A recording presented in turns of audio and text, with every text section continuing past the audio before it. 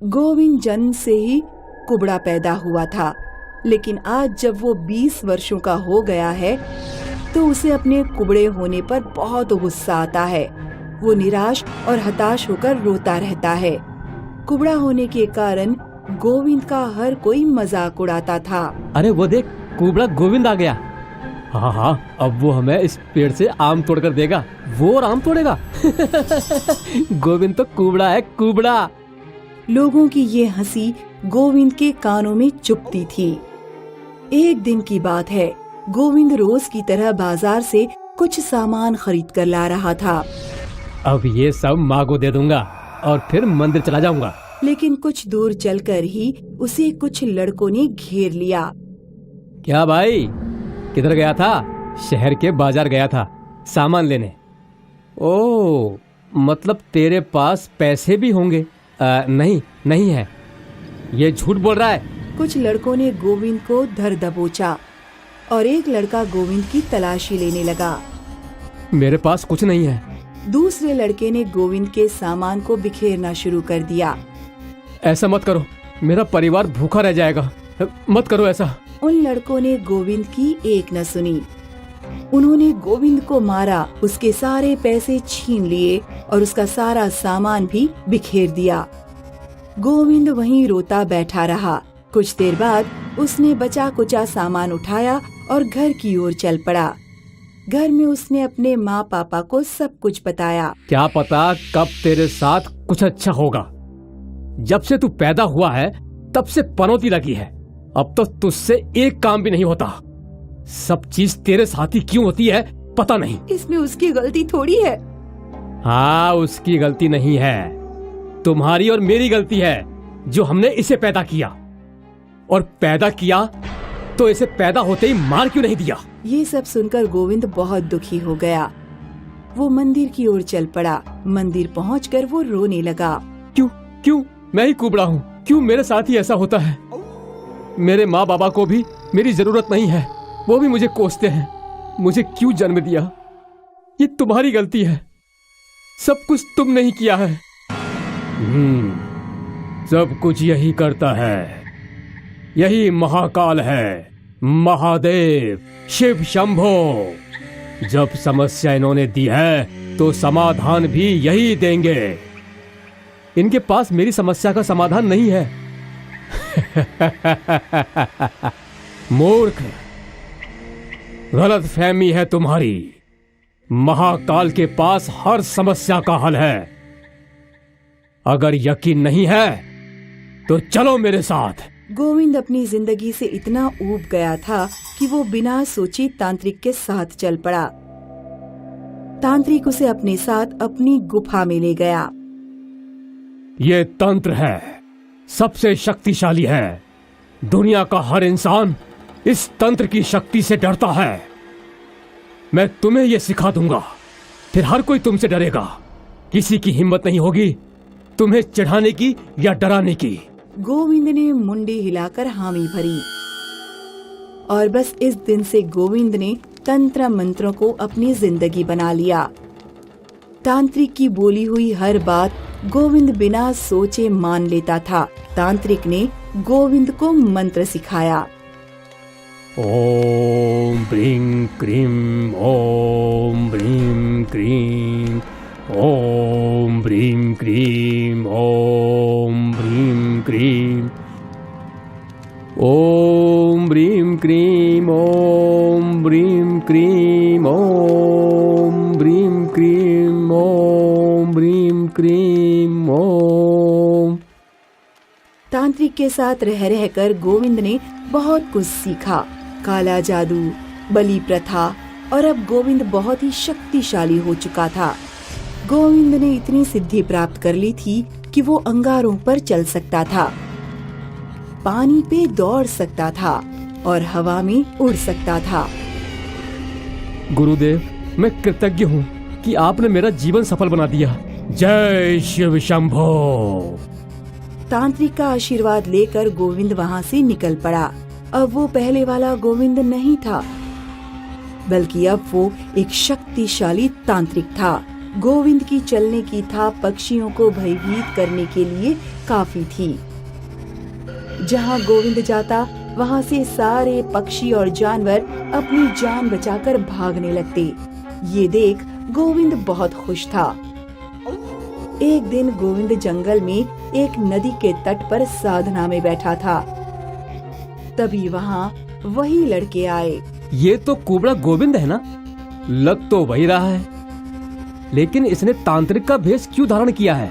गोविंद ने आवाज पहचान ली और तुरंत अपनी आंखें खोलीं। जब उसने उन लड़कों की तरफ देखा तो उसकी आंखों में अंगारे थे। वो लड़के डर गए और भागने लगे। गोविंद चुटकी में उनके आगे खड़ा हो गया।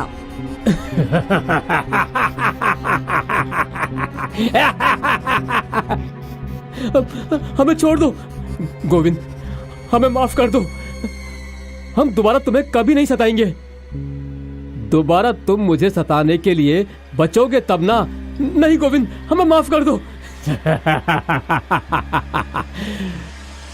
माफ? और तुम्हें?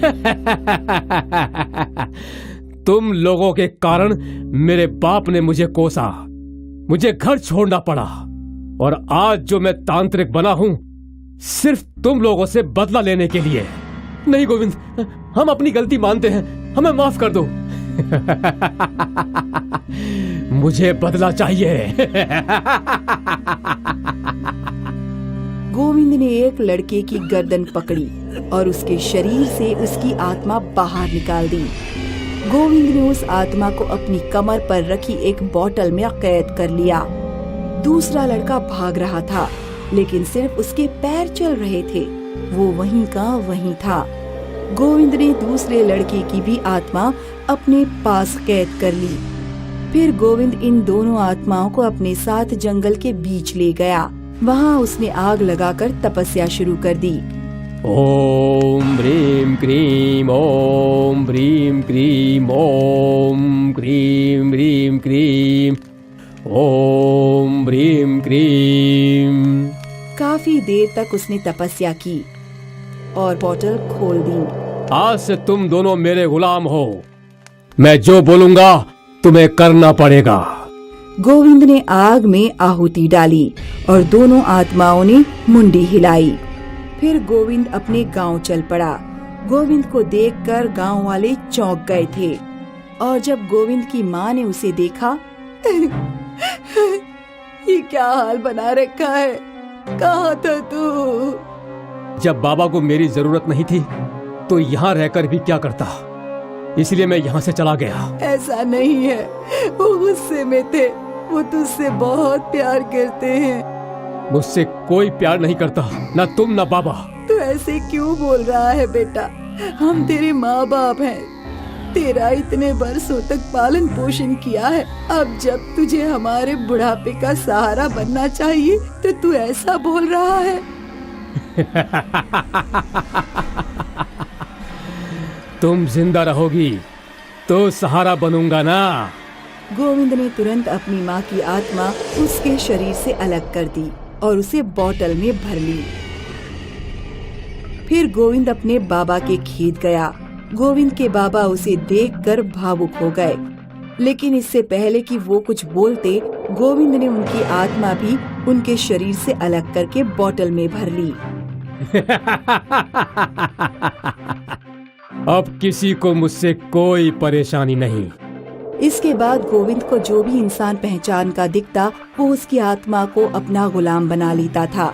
धीरे धीरे ये बात आसपास के गांव में फैल गई। अब लोग गोविंद को कुबड़े तांत्रिक के नाम से जानने लगे थे।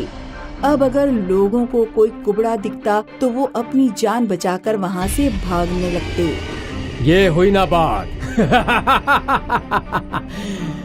जय जय महाकाल। गोविंद खुश था क्योंकि वो अब शक्तिशाली बन चुका था। एक दिन की बात है, गोविंद नदी किनारे साधना में लीन था। तभी वहाँ एक लड़की नदी से पानी भरने आई। उसकी पायल की आवाज सुनकर गोविंद की साधना भंग हो गई। लेकिन जैसे ही गोविंद ने उस लड़की को देखा तो वो मंत्रमुग्ध होकर रह गया। गोविंद को तुरंत ही उस लड़की से प्यार हो गया। ये तो एक अप्सरा है। जब वो लड़की मटकी लेकर जा रही थी। रुको, जी बोलिए। तुम्हारा नाम क्या है? पायल, और मैं यहीं पास के गांव में रहती हूँ। पायल, बहुत अच्छा नाम है। तुम्हारी शादी हुई है? नहीं। क्या तुम मुझसे शादी करोगी? अगर मेरी माँ राजी हो जाए तो जरूर। ठीक है, मुझे अपने घर ले चलो। गोविंद पायल के साथ उसके घर की ओर चल पड़ा। पायल अपने घर पहुंची और उसने अपनी माँ को सब कुछ बताया। तो तुम मेरी बेटी से शादी करना चाहते हो? हाँ। तुम्हारा नाम क्या है? तुम कुबड़े क्यों हो? तुम्हारा काम धाम क्या है? ये सब जाने बगैर कैसे शादी होगी? और तुम अपने परिवार वालों को क्यों साथ नहीं लाए? मैंने अपने परिवार को खुद मार दिया। मैं एक तांत्रिक हूँ। तांत्रिक? पायल और उसकी माँ ये सुनकर घबरा गईं। क्यों डर लगा? अब नहीं पूछोगी क्या? मैं कौन हूँ, कहाँ से आया हूँ? बोलो बोलो। मुझे तुम्हारी बेटी पसंद है और मैं इसे अपने साथ ले जा रहा हूँ। अगर रोक सको तो रोक लो। गोविंद ने पायल को कंधे पे उठा लिया और उसे लेकर चलने लगा।